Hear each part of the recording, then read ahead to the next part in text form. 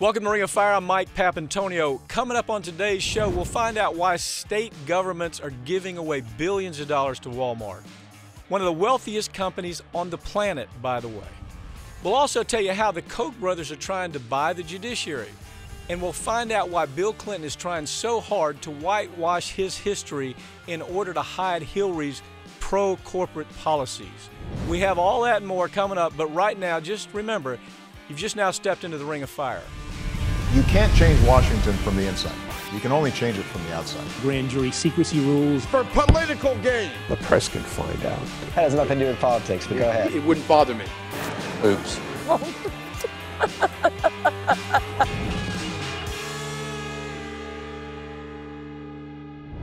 If you took the yearly earnings of Walmart, it would be more than most of the countries on the planet. But even with those profits, state and local governments hand out billions of dollars every year to that corporation in particular. Joining me now to tell us why this happens is Howard Nations. Howard, Walmart tax bonanza. My God, here's a company making more money than 10 third world countries. And they want more from taxpayers. They don't want to pay taxes. Tell us this story. It's a remarkable story. This is a classic example, Mike, of wealth disparity in America and what's supporting and really causing a major portion of the wealth disparity. The citizens and small businesses are paying taxes that cover multi-billion-dollar subsidies to America's richest family, the Waltons, and to Walmart, the #1 corporation on the Forbes 500. You have to compare the government treatment in this case if you want to see why we have such wealth disparity of the richest versus the poorest, big business versus small business, the Walton family versus the Walton employees. It's a very interesting study of wealth disparity. The politicians are creating the disparity. They're giving tax breaks and subsidies to the rich while they're cutting food stamps and unemployment benefits to the poor and refuse to pass a minimum wage bill. For example, the tax breaks and subsidies. Walmart is the #1 corporation in America on the Forbes 500, #2 on the Global 500. They have revenues of $473 billion, producing profits of $16 billion annually. The Walton family owns 50% of that. They save billions in annual dividends. The Walton heirs are worth, listen to this, Walton heirs are worth $148.8 billion, which is equivalent to the wealth of 49 million American families. Well, Howard, apparently that's not enough for them because now if you look at the money they're putting in to look, we can go down the list. First of all, they're the money behind creating and sustaining more tax loopholes. They're the money that's in front of the idea we don't want to pay estate tax. Go follow this money. Where's the lobby money coming from? It's coming from the Waltons. They're the ones that are talking about the idea that gee whiz, we're out here paying our people what we should. Why are you so concerned? The truth is they're not paying their people what they should. And what's the effect of them of an employee at Walmart not being paid an adequate salary? What happens to our economy because of that? Well, what happens to it is this, Mike. According to the study by Americans for Tax Fairness, it raises a very interesting question. Why does America's largest corporation and America's wealthiest family need $7.8 billion per year in taxpayer subsidies and tax breaks? And to answer your question directly, are they paying their employees enough? No. $6.2 billion in federal taxpayer subsidies go to their employees of Walmart because they pay their employees so little that many have to rely on food stamps, health care, and other tax subsidies. So in other words, you're saying out of the subsidy money, and this of course isn't your number, this has come out from government studies that show that taxpayers, if you add everything up on what we're giving Walmart, it is $7.8 billion. In subsidies. And one of those subsidies is because they're paid so little, we as taxpayers have to foot the bill just so these people can eat and have housing. Did I get that right? That is absolutely correct. It's subsidies to their employees to subsidize their below poverty level wages. The next thing is that they avoid $1 billion per year through tax loopholes known as accelerated depreciation, where you write off capital investments much faster than assets wear out. And who ends up? So we foot the bill on that too, don't we? I mean, yes. You and I and everybody watching this program, we don't get that, but they do. Is that correct? That's exactly right. And the Waltons individually, the family members, avoid $607 million in federal taxes each year due to tax loopholes for a lower tax rate than wages. It's the same reason investment bankers, Wall Street, and Mitt Romney pay 15% tax rate. So we're talking about, okay, and if you look at just the direct money, it's $600 million that the family directly gets because of these subsidies. Right. Well, now let me ask you this: is there anything being done about? Is anybody out in the street saying, you know what? Let's at least play fair. If you're going to have these feel good ads where you have people coming on the air and making it look like you just really care about America's families, is there anybody out there that's trying to get the truth out about what's going on behind those closed doors there at the Walton offices? Yes, the United Food and Commercial Workers Union has been actually picketing at Rob Walton's home in Arizona. And they're trying to make the point that these subsidies, that Walmart drives their own employees to use food stamps. They're below the poverty level. And the ultimate irony of that is Walmart then sells $13.5 billion per year in food stamps, much to their own employees, and they make a profit off that. But if you want to compare what they're complaining about, the unions, if you compare to the middle class, they want to cut food stamps, they want to cut long-term employment benefits, they want to keep millions of people below the poverty level, they want to fight minimum wage increases. There's really nothing wrong with the Walton family. The loopholes are there, they have a right to use them, it'd be foolish not to use them. And if you can get away with paying less than minimum wage, do so. But the problem is their legislative lapdogs. They pander to the rich, they victimize the poor. And it really boils down to, if you consider the Republican principles, they oppose long-term subsidies. They say unemployment insurance should not be allowed to go on too long. Rand Paul said it's actually bad to pay unemployment benefits to unemployed people for too long because they become dependent on it and you can't perpetuate it. It's better for them if you take them off benefits. However, Rand Paul and other Republicans don't seem to have any problem whatsoever in perpetuating these billion-dollar annual subsidies to the richest people in America. Well, to put this in perspective here, we're talking about, as we talk about Walmart here right now, you're talking about a company that is making an average of $16 billion a year in profit, okay? Now, add to that, as you point out, that we're giving them, according to the government studies, $7.8 billion in subsidies on top of that. So then if you really take a look at it, the problem is that we have a legislature, Beltway. The Beltway won't do anything about this because of the huge money that the Walton family individually and Walmart is putting in to the lobbying effort. Right. So at the end of all this, the quick answer is that nothing really will be done, because anytime you have a family, just a family alone, worth $140-some billion, you lose. I mean, isn't that pretty much how this works in the worlds of politics and money right now? That's exactly how you get their lapdogs to oppose minimum wage. They drive their employees below the poverty level. They subsidize Walmart with $6.8 billion in benefits to its employees. But you know, it's such hypocrisy, because government claims to support small businesses, but the Walmart business model is to move into communities, drive small businesses into bankruptcy, and usually the small businessmen end up working as employees of Walmart. They claim that they're opposing shipping jobs overseas. Walmart is China's biggest customer. They have 1.4 million employees here, but how many more do they have working in the Chinese sweatshops? So and actually government, I missed that too. Let me back up.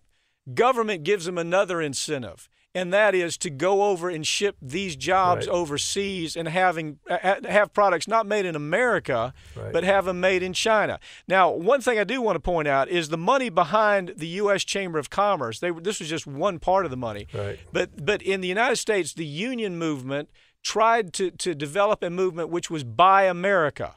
Okay, the U.S. Chamber of Commerce put in $68 million to defeat that effort, and of course, the Walton money was part of the money that went there as well. Let me ask you this: the American public is not necessarily all down with what's going on once they know these facts, do they? Well, unfortunately, the American public doesn't get these facts. These facts are published in Forbes magazine. They're published in studies. They're published in government studies. And Rush Limbaugh doesn't talk about this very much. So they don't really get the facts on this. If the people that do get the facts very much want corporate America to pay their fair share. And that's what all the polling shows. But they're simply not doing it. Now, in other words, once Americans are confronted with what the truth is, they want the wealthy to pay their fair share. They don't like the offshore banking. They don't like the idea that we're paying subsidies to a company that's making, $17 billion a year. They can't figure that out. But the truth is, most people simply are such low information on this that nothing ever happens. All this takes place pretty much in secret.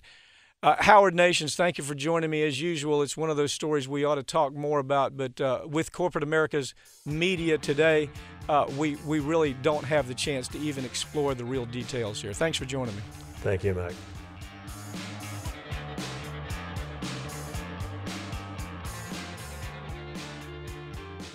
Corporate America gets away with murder almost every day, whether it's defective products, dangerous drugs, you name it, they do it. They're fined and nobody goes to jail. Sounds exactly like the story we see coming out of Wall Street every day. What we have developing in the drug industry really is the closest thing to a criminal enterprise than we could describe. You're going to hear that from David Haynes here with me to talk about it. David, you have the drug companies all moving around trying to merge and trying to basically leave the country because they don't want to pay taxes. Give me that story. It's really an ugly story, isn't it? It's just been one merger after another up on Wall Street with these pharmaceutical companies, Pap. Pfizer paid 0.9% in taxes last year, but apparently that was too much. So they want everything in Europe offshore, avoiding paying taxes to the U.S. taxpayer, while they charge the American public exorbitant prices for drugs. Well, it's worse than that, isn't it? I mean, first of all, Medicare, think of the money we give these companies. A, we give them subsidies. B, we give them all of this grant money that we have to, the federal grant money that goes to universities to study drugs. They get the benefit of all that. Then they go patent that.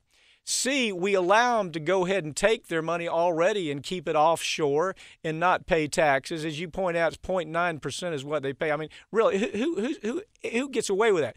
But at the same time, they say, well, that's just too much. We can't pay 9%. We want to pay less. But we still want to take your Medicare money and we want to take all the subsidies for the American public. Isn't that kind of part of the problem here? Absolutely. I mean, they're looking for all of the benefits from the U.S. system and not paying into the cost, avoiding it at every step. As you say, Medicare, since 2006, there's been a loophole essentially for the pharmaceutical industry that there could be no negotiation of bulk pricing from the biggest customer, which is the United States taxpayer, through the Medicare system. So that's just loophole after loophole. Well, wait. Let's be clear. The Medicare is prohibited by way of legislation that says no, you can't negotiate with the drug companies to lower the prices. Did I get that right? That's right. I mean, other bulk buyers are able to do it, but Medicare can't. In other words, the Department of Veterans Affairs, for example, they can negotiate. Other bulk buyers can negotiate. Everybody else can negotiate. But this and a hugely Democratic vote on this, by the way. It wasn't just Republicans. It was offered by Republicans and supported by the president. Let me point that out. President Obama supported this very thing, didn't he? That's right. Okay, so what we've got is now we have a situation where we have a company that has, and let me just give an example. Celebrex is it's the cost of creating 100 tablets for Celebrex is 60 cents. They sell the same 100 tablets for $130. That's a 21,000% markup. Now, the government is not able to go in and say, look, at least for Medicare and Medicaid, at least for disabled people, can't you work with us? They can't do that. That's right. I mean, the costs are exorbitant. 5,000, some drugs even 500,000 times the cost of the active ingredient. And so with Medicare and the U.S. government having their hands tied and not being able to negotiate, it's costing billions of dollars to the U.S. taxpayer.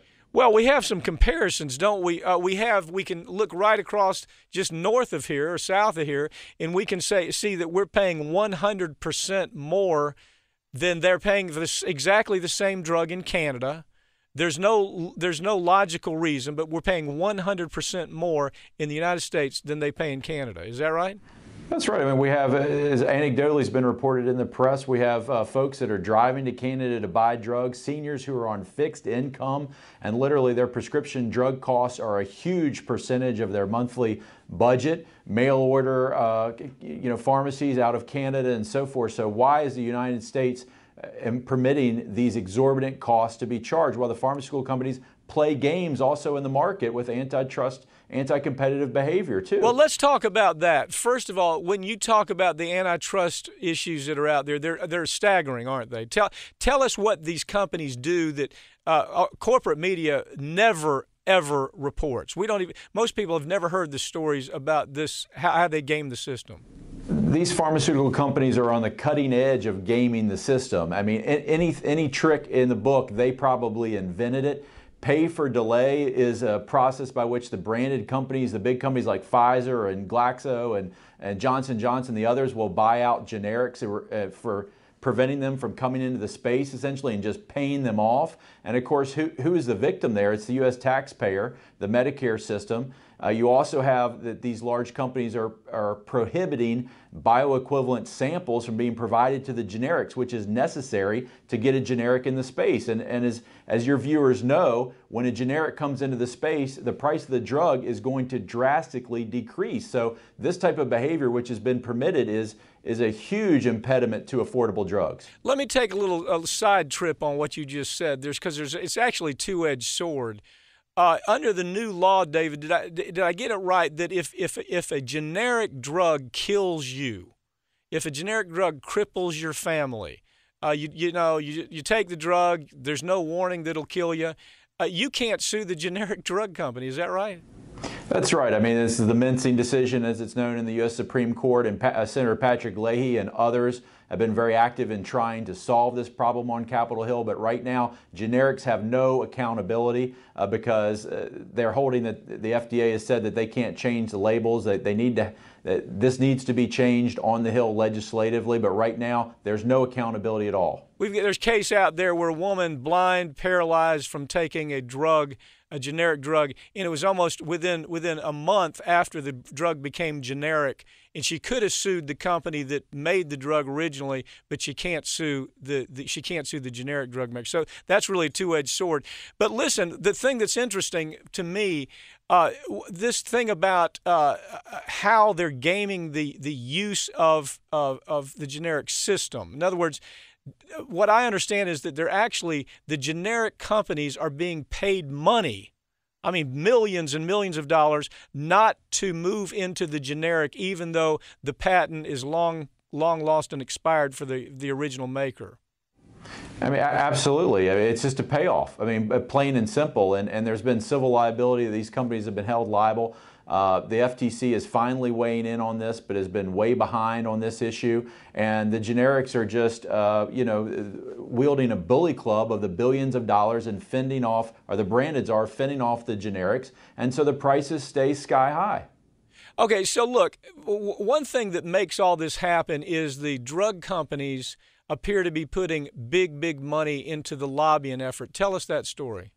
The biggest money. I mean, they are the biggest lobbyists on the Hill, bigger than aerospace, bigger than big oil, bigger than the defense industry. Over $3 billion since 1998 to 2012 they've spent up on the Hill, and you can bet that they're getting a return on that money, or they wouldn't keep spending it. What are we talking about? Access.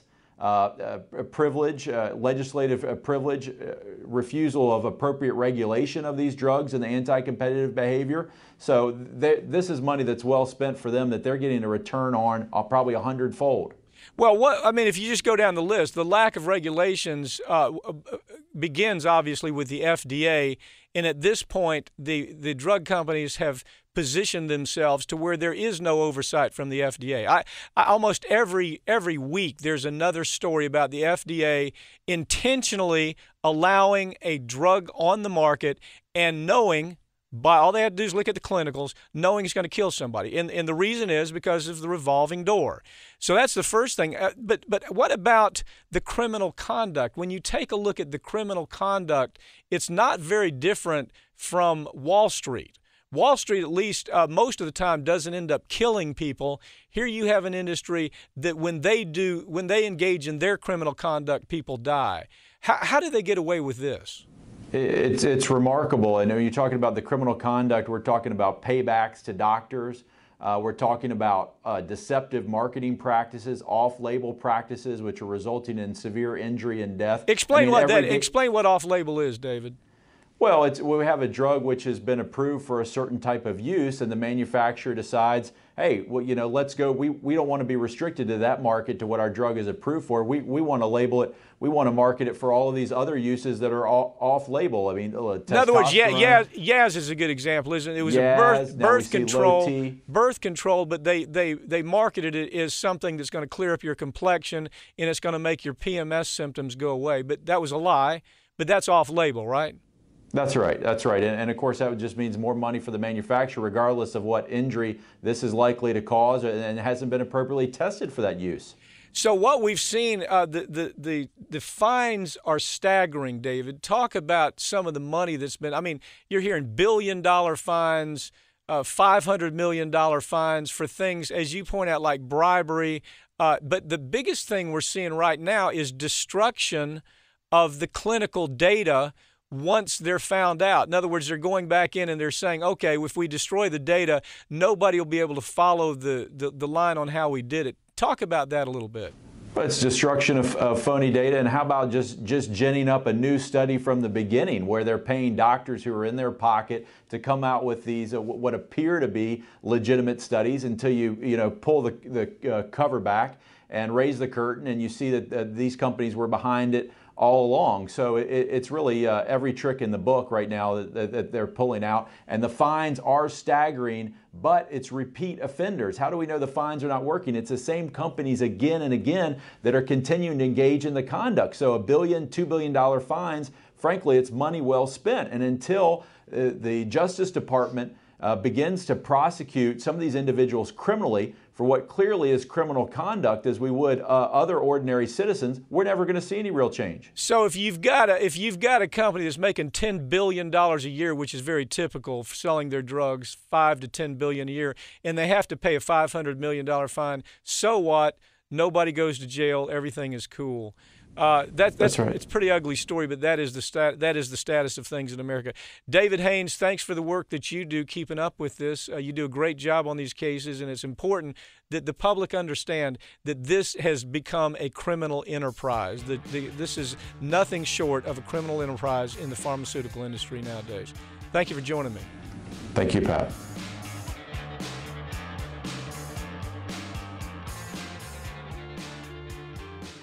Hillary Clinton has a huge disadvantage heading into 2016 elections. Everyone in the country knows that she is pro-corporate all the way. Bill Clinton's now hitting the road trying to convince the American public that he and Hillary are the definition of populist, but the public just isn't buying that. Join me now to talk about this is best-selling author Thomas Frank. Thomas Frank, it appears that you've got a new populist in town by the name of Hillary Clinton. My gosh, every whistle stop in the last couple of months, she's tried to make us believe that somehow she's miraculously become a populist and that we should ignore everything that Bill Clinton did. You did a great story on this. Let's talk about it. All right. What do you think? I mean, what do you think about this new image building, this reinvention? Well, it's reinvention in some respects, but in other respects, this is who the Clintons have always been. Bill Clinton always ran as a populist. He didn't govern that way, but that's how he ran. You look back in 1992. The guy, there's a book, I've got it around here in the office somewhere. There was a book about inequality that was a huge just a monster bestseller back in 1992, and Clinton would, wave it in the air. Yeah, I recall that. I recall it. Yeah, talk about how he was going to rescue the middle class, the beleaguered middle class. This was what his acceptance speech at the Democratic Convention. And think of his mannerisms, everything about the man, from his accent to the kind of food he used to eat to, his manners, everything about him just screamed man. Right down to his sunglasses and saxophone.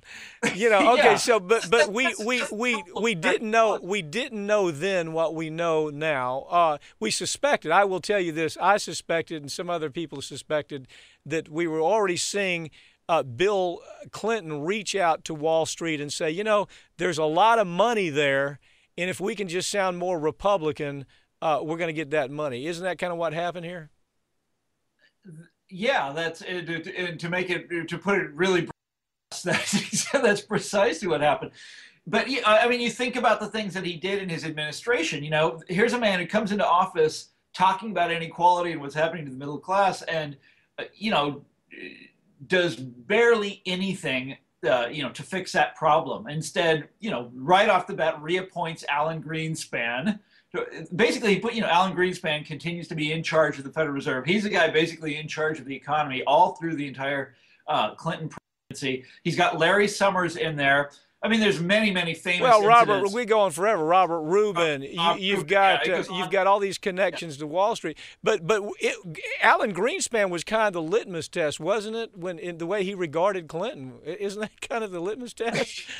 Yeah, and it's funny that everything looks so bad now, but it was just a few years ago that people. Before the housing bubble had burst, people thought very differently about these things. And Alan Greenspan was out promoting his memoirs a few years ago, in 2007, and he would refer to Clinton as his favorite Republican president. Well, I know, but what's happened, Tom, is everybody they've gotten such a free pass on it. I remember inviting Bill Clinton to speak at one of the programs that I put on, and of course he's like a rock star. He walks in the room, everybody wants him to sign his. He's really smart too. He's clever. They want him to sign their heads and their hands, and it's Bill Clinton. But we've created this myth, haven't we? Didn't we, in a sense, create this myth, this mythical character that is anything, is certainly far off from the way we pictured him as a populist. Well, look, it's fun to love politicians. That's why people do it. That's why people go into politics for exactly that reason. And, Bill Clinton is a classic example. But think about the adulation for Barack Obama just a few years ago. That he was like a rock star. And now he does the correspondence dinner, and all of a sudden everybody's ignoring. He's a funny guy, makes a few jokes, but all of a sudden now everybody's ignoring the fact that is anything but what we thought he was, right? Well, I mean, you and I aren't ignoring it, but you got to remember this about Clinton here in Washington D.C. I'm in Washington these days. He is regarded as the model for what a Democratic politician should be, for the simple reason that he won. He was reelected. Okay, and that's like just absolutely overwhelming. Every Democrat here in Washington, D.C. looks to Bill Clinton as example for how they should govern, how they should do things, how they should behave themselves, except for that business with Monica Lewinsky, which we'll talk about a little later, because I have a theory. Monica Lewinsky saved Social Security. Okay, I do want to hear about that, but go ahead. Yeah, but here in Washington, I mean, Bill Clinton is genuinely beloved as the example of what a modern politician should be like. And, even someone like me who's very cynical and skeptical, I compare him to President Bush, Jr., I'm like, oh yeah, Clinton really Yeah, was. yeah. Well, go down the list. A lot of people listening to this may not know the list. What are the things? What's the litmus test? What are the things we look for when we say, really, what did his talk match his walk? And it really didn't most of the time, did it? Well, of course not. NAFTA. Oh, for God's sakes, this man of the people that signed off on NAFTA. The Republicans had been trying to get this for decades, not decades, for a long time. And they couldn't get it because Democrats kept blocking them. Well, you get Bill Clinton in there, and suddenly you got NAFTA. And what was the net effect of that? The effect of NAFTA? Well, it's to move manufacturing to the Maquiladora region, in Mexico, right across the border, right, and to China and to wherever else you want to move manufacturing to, And they'll tell you, oh, but it's free trade. How can anybody be against free trade? Of course, that's not really what it is at all. The treaty was designed to protect American holdings overseas, to set so that Mexico couldn't nationalize the oil industry ever. So maybe we missed that, and then we missed the idea of the social safety net. I think it was last year, maybe the year before, we caught Clinton on camera talking about how we really need to cut back on Social Security. But we thought of this guy's. They wanted to privatize it. They wanted to privatize it real bad. But we were skipping a step here. They did away with welfare, with AFDC, right, which had been around since the New Deal. And it was an unpopular program for all sorts of really bad reasons. But Bill Clinton, for Pete's sake, he's the president. He doesn't have to give in. They have bad reasons. And he's a Democrat. It's his party. And what was great about the welfare system, I mean, you might object to it for all sorts of reasons, but it put a floor below wages. So it altered the way that the market worked. And you take that away, and it makes it that much easier to just push wages down and down. You know what else it did is it put money into the economy at the bottom, which was what we needed. Right. Okay, but that's the old system. System. We all know now that the way to do it is put money in at the top. Right? Well, talk about the Democratic Leadership Council, and I think it defines Bill Clinton pretty well, doesn't it? This thing called the Democratic Leadership Council. That, by the way, Howard Dean, I think, called an arm of the Republican Party. Yeah, that's right. Well, they've been criticized since their early days. But again, they are when people outside of Washington hear about the Democratic Leadership Council, they all often think that I've made it up, that it doesn't really exist, that it's impossible. That, because it sounds so evil on the surface. It is it's a group that is set up by big money. It was, among other things, funded by the Koch brothers back in earlier time. But other donors like that used to fund it. Mostly Wall Street and this group that they call the Democratic Alliance, that type of thing. But I don't remember. But anyhow, the idea was it's the beachhead for the conservatives in the Democratic Party, and not on social issues, of course, but on economic issues. And they were, they'll talk about this all the time. Their sort of love for markets But their whole, if you ever read Democratic Leadership Council position papers and this kind of thing, there is this air of absolute and utter certainty about matters economic that you also found in, of course, Clinton was their boy. He was one of the leaders of the Democratic Leadership Council. But this was the whole feeling of the 1990s. Almost sounds a little Anne Ryan when you read it. Actually, it certainly sounds Alan Greenspan, who is yes, yeah, absolutely. But there's a word for this now. I mean, we didn't have it back then. But I used to come up with word like here's one effort to write a word to call it. They called it turbo capitalism. Yeah. I called it market populism. I wrote a book about it. But the word we use now is neoliberalism, and it's a consensus. Okay, the idea is that both left and right, both of the two parties in the two-party system, agree on the large economic issues, and that was the achievement. That was the great achievement of the Clinton administration. Before that, you look at someone like Lyndon Johnson. No way in hell would he have signed off on any of the things we've been describing. No way. Yeah, exactly. That's the Democratic Party existed to defend Social Security and defend welfare and defend organized labor and all these things, and then under Bill Clinton, it's like, yeah, to hell with it all, who cares? Thomas, I try to read everything you write because you're always right on. I mean, exactly right down the aisle before everybody else is. It's amazing. And in this article that you wrote, the rebranding of Clinton, which is the rebranding, of course, of Hillary and Bill.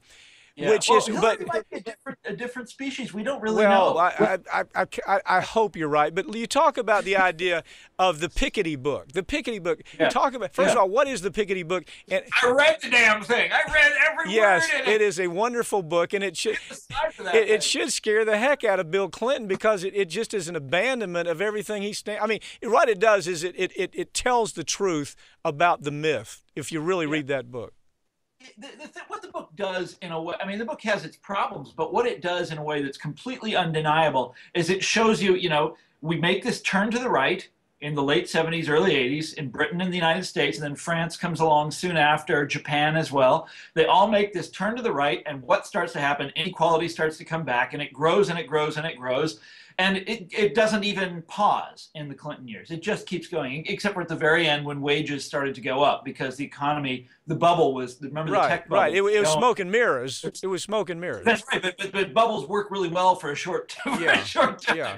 And so the unemployment dropped really low and wages started to go up. But other than that, inequality hit these incredible highs in the Clinton year, in the Clinton presidency. I remember I used to go around the country lecturing about this back in the year 2000 while he was still president. And towards the very end of the bubble there, CEOs were paid on average 500 times what their blue collar, what their line workers received. 500 times. Well, Piketty says that capitalism is broken, and he uses Bill Clinton as an example. I mean, if you really drill down, that's the way you see it. That's the way I see it. Well, that's at least one part of it. But I want to talk about Social Security. This is part of this consensus that we're describing is that Social Security should be privatized. That was the consensus view in the 90s. Both left and right, Republicans and certain kinds of Democrats believed this. And remember when after the government shut down, and when was that, 96, Clinton and Newt Gingrich got together and had a famous meeting where they shook hands and said, we aren't so far apart after all. And Gingrich himself has written very movingly about this. Not movingly is not the right word, but compellingly, that Clinton really drew him in, and it felt for a period. I do. It was like a weird love affair that was even a little bit like the Lewinsky love affair. Yes, but they were both, they're both Southerners. They're both white, obviously. They're, and Gingrich discovered that they had a lot in common. And the next thing they were going to do was Social Security privatization. That was the next thing on the agenda, and they were going to get it. With Bill Clinton, with the Democrats hauling up the white flag, Gingrich and company were going to get very close to it. I agree. Then what happened? What happened? The Lewinsky scandal broke, and all of a sudden, Gingrich's like, oh, hell. Hopefully you are right. Hopefully that is what saved Social Security. But as you know, you've written about it so many times, Social Security is far from safe. Thomas Frank, it's always a pleasure. I got to tell you, people need to read everything you write. You're writing with Salon.com and other. I am now, yeah. But the Clinton book that I wrote is called One Market Under God, and it came out in 2000, and it's some pretty funny stuff. You'll if you go back and pull it off the shelf, it'll make you laugh. I'll do it. Thanks a lot, Thomas. Okay, sure thing. Thomas Frank is the author of the best-selling book Pity the Billionaire.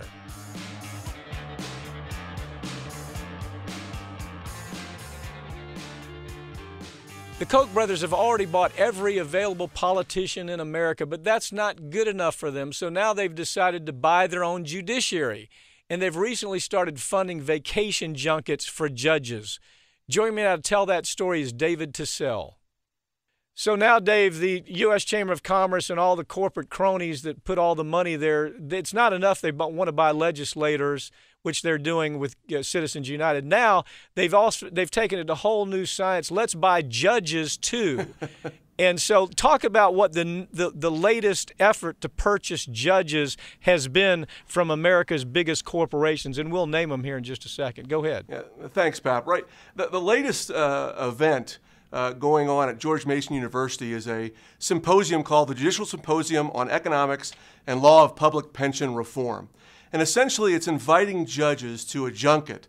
The Koch brothers behind this, with all of the large corporations backing them. Well, let's go. Let me name them now. Ford Corporation, sure. General Electric, ConocoPhillips, Dow Chemical, along with American Petroleum, U.S. Chamber of Commerce, the Koch Brothers. It's all the regular suspect. It's all the people. Now, it's not enough that they can buy politicians. Now there is a full-out effort to buy judges through this ridiculous little parade they're putting through at this law school, George Mason. You not just at a law school, but basically at a resort, to be able to bring these judges in and do what they would not be able to do directly. You can't go into a judge's chambers and lobby that judge about why they should be in your favor and give just one side of the story. But that's exactly what they're doing here. The large corporations holding a big getaway for these judges to privately come to them and learn from the big corporations why there's this manufactured crisis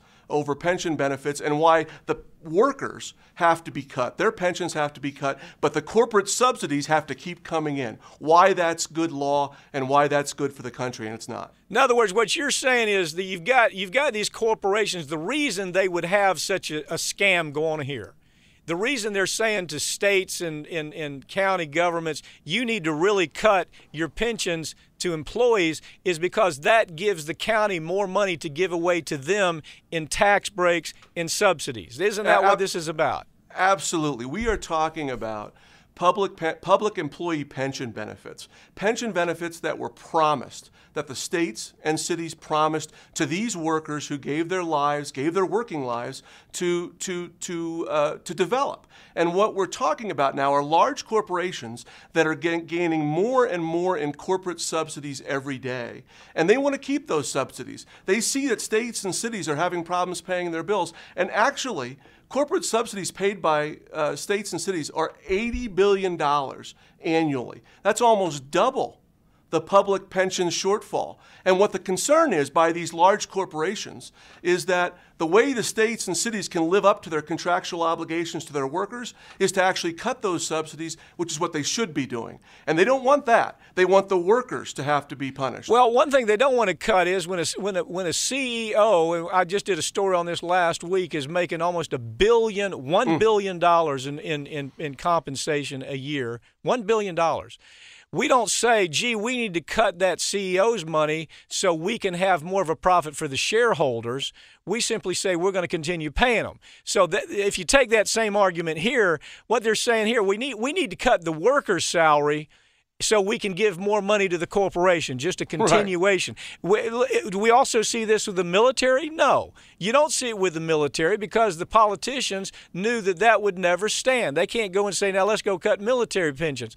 This is simply a way to move money from taxpayers' pocket in a particular county or a state into corporations' money, into corporations' pocket, and do away with benefits that workers have. It's about taking away benefits that were earned by workers and giving those to corporations as handouts, as freebies, so that shareholders and, as you said, CEOs and board of directors and COOs can make millions and millions and even billions of dollars from that money. It's a crime. It's a travesty. No one's saying that there's not a pension issue in this country, that we need to figure out how to pay those workers for what they've earned. But what we're not talking about, what corporations are not talking about, is about shared sacrifice, is about the corporations actually putting in and giving back to the taxpayer and to the people that are actually paying to keep them in business. Well, when they analyze, here's what's amazing about it. The overall majority of the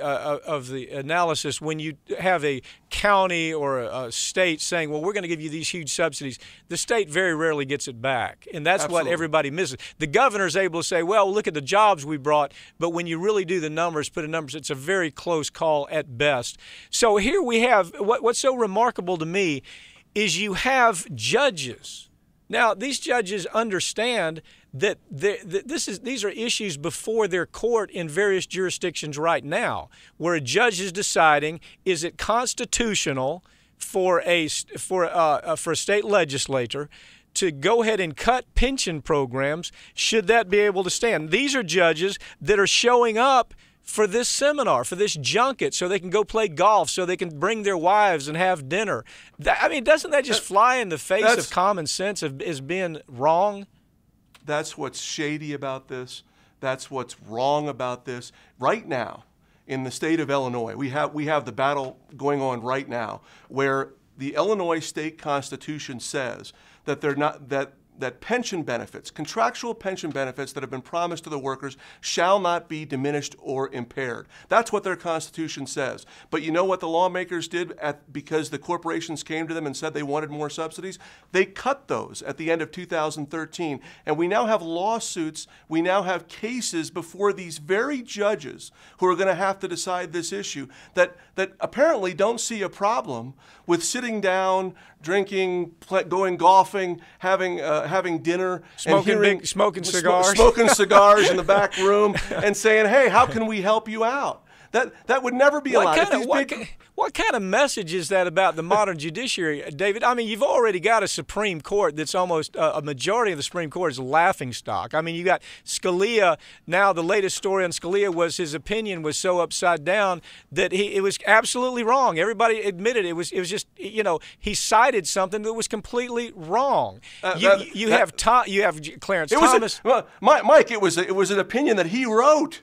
And he basically said something completely different. He cited his opinion and was wrong about that. So my point is this: from the Supreme Court down, you have the American public saying, what in the hell has happened to the American judiciary? Then this story comes along. From what I understand, they've tried to get the names of the judges who are attending. You can't get the names of the judges. It's amazing how the law protects them, that they don't have to disclose that they're going to these junkets. They don't have to disclose until up to 30 days after they've already been there. I mean, what's mind-boggling is there are circuit court judges. These are some of the most highly appointed for life judges in the land who are actually sponsoring this event and recruiting other judges to come to it to really push a conservative agenda point. I wonder what they're going to say about the judge's pension. What do you think? You know, it's okay. What was interesting? No, I can't let that go. What was really interesting to me was that in Illinois, the one set of pensions they didn't touch were the judges' pensions. Yeah. And I wonder how that happened, Mike. So in other words, you can cut police officers, you can cut firefighters, you can cut public servants, you can cut teachers, but they won't cut the judges' pension program. And don't you think that's going to be part of the discussion out there? Well, I don't get it, Judge. You're sitting here drinking wine, smoking big cigars, eating on their dollar, playing golf. You've been flown into this junket. You know it's a junket. It doesn't have anything to do with real judiciary work. But you're here, and they're going to be telling you, don't worry, Judge. We're going to cut everybody else, but where it comes to you, you're going to be just fine. So what I want to see in 30 days is, don't you want to see the list of judges who were actually there? Don't you think the public has the right to see that? And that we, on this very program, David, you and I will do another program, and we will name the judges that are there. I think we need to. This is not the only junket they're having. I think there's another one that's set up in San Francisco for a couple months from now. But mainstream media won't be talking about this. But we need to be listing those judges. We need to shed a light on what's going on here. That's the best way to stop this, is to actually get the American people to know what their judiciary is up to. Let's make a promise to the viewers. In 30 days, when we get that list, David TeSelle and I will be naming names of the judges who actually attended, and we'll have the information of whether or not they will be sitting actually deciding this very issue at some point in the future. This is a very, very ugly story. This is an embarrassment not only to attorneys, it's an embarrassment to judges.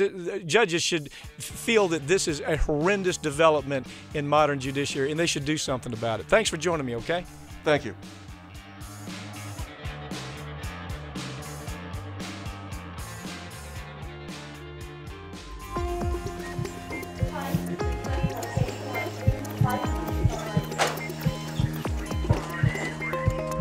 The FDA recently announced that they would be tightening the rules on marketing and manufacturing of pelvic mesh, but the damage from the product's already been done, and women all over the country have been left horribly disfigured from that product.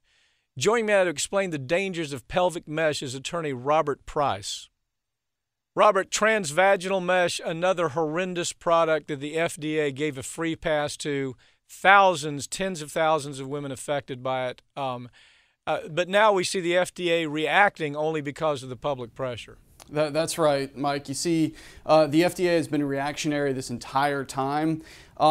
Just to give you a time perspective, the decision of whether or not to reclassify this mesh came about because of an on-storm of complaints that are now almost 3 years old. So now, okay, and the complaints of this is a transvaginal mesh that women are putting in their body to try to solve the problem of incontinence. Completely unnecessary. Don't even need the product. There's other ways to get to this without ever having to use this mesh. But now all of a sudden, 3 years later, women have actually died from the product. Died on the surgery table, have developed horrendous kinds of injuries, and so now you're saying 3 years later the FDA is responding. Tell us what's happening. Yeah, that's just 3 years after all this came to light.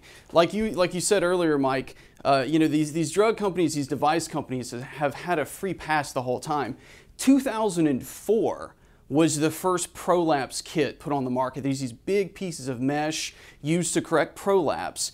2004. Well, wait, what is that? Explain to the viewers what we're talking about here. Well, we're talking about these essentially this is the same stuff that hernia mesh is made out of. So the device manufacturers decided to start using this in women's vaginas. So they started actually making these bladder slings to correct incontinence, which are little strips of mesh placed under the urethra. They're made out of polypropylene, essentially fishing line. And then there are the pelvic organ prolapse kits. There's these large pieces of mesh that line the vaginal wall. And these things are very dangerous. They were put out onto the market through the FDA. Why are they dangerous? What happens to them once they're put in the human body, Robert? Well, what happens is once they're put in, many different things go wrong. When they're put in, the kits, they puncture organs, they cause nerve damage. They're come in kits, these little tools that the doctors use that they're told are okay to use, actually damage blood vessels, they damage nerves, and then when the mesh gets put into the body, it undergoes this foreign body response with the body. It shrinks, it contracts, it cuts, it causes organ perforation, it causes the woman to bleed, to have pelvic pain, horrendous pain, and then if you wanted to remove this stuff, it requires just intense surgical intervention. Well, actually, the removal of it after it all goes wrong has been described as trying to remove rebar from concrete. These are the best surgeons in the world who said when we try to take this out, it's like removing rebar from concrete. How has it left? Describe how it has left thousands of women out, how crippled they are from this product. People don't even have a sense of it because, again, corporate media is not even talking about this case. I can tell you from the cases that I've worked up, the women, the doctors, all the people I've been involved with litigation.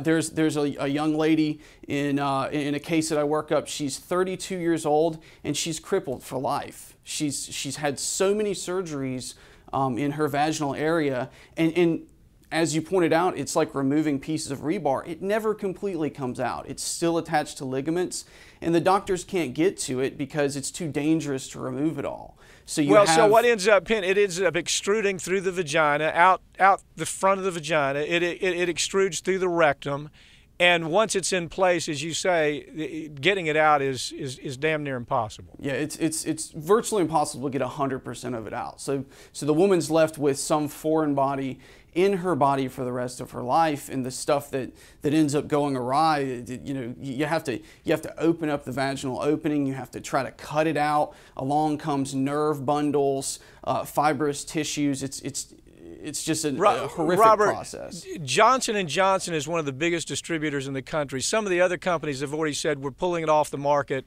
As a matter of fact, I thought this is interesting. Johnson & Johnson has a product that they said we should be allowed to sell the product because another company got permission to sell the product. And what they don't say is that other company that got permission to sell their product pulled it off the market because it was so damn dangerous. And here you've got Johnson & Johnson still out there with the product, still selling it, still the same kind of injuries. Now, I think you know about this one. It's just phenomenal to me. This actually goes on. Saw a document, and we'll show it here on the screen, where the company is talking about we have some blue stuff inside the product. We don't know exactly, we know what it is, but we don't know whether it's migrating through the human body and causing systemic problems in the organ system. But we're going to leave it in there, And if the doctor asks, have we tested it, is it okay, just tell them it's okay. Truthfully, they still to this day haven't tested it. They don't know whether it's the blue stuff. They don't know what it's doing in the human body. And the FDA has not asked even a question about what is this stuff. They call it blue, and this is not my word, but it's called blue SHIT. That's what that word is that we have glossed over. It's blue SHIT, that they're saying we don't even know what it is, but it's falling into the human body of the women that have this. It's migrating through the human body. Gee, do you think we ought to test it and find out how bad it is? That's right. Yeah, that's right. That blue stuff.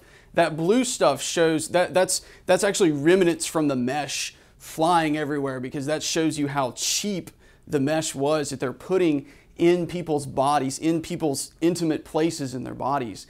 Johnson & Johnson, this shows you how terrible this company has acted. That big ProLift kit that they put on the market, even though the FDA's 510K process, their little rubber stamp process, is so easy to get by, Johnson & Johnson said, we're not even going to do that. They said, we're not even going to go to the FDA. We're just going to start marketing this stuff on the market. And they did that for 2 years before they even went to the FDA. The FDA did nothing for 10 years. And then what we're hearing about recently, the FDA did nothing for 10 years until they said, oh wow, we're seeing thousands of complaints, thousands of injuries, deaths even, as you've pointed out. They finally said something in 2011, and now they're slowly motioning to do something about it after these companies have realized that their products have killed people, they've destroyed people, they've destroyed women's lives, and the companies are just silently removing all the mesh off the market. Most women have had multiple surgeries, and their sex life is complete. We have people 35 years old that'll never have sex again because it's too painful because of this product. Robert Price, thank you again. This is an ugly Johnson & Johnson story for sure, but it's an ugly FDA story too, because they are so damn useless. It is a useless organization, and this is another story that tells you how useless they are. Thank you for joining us. Thank you.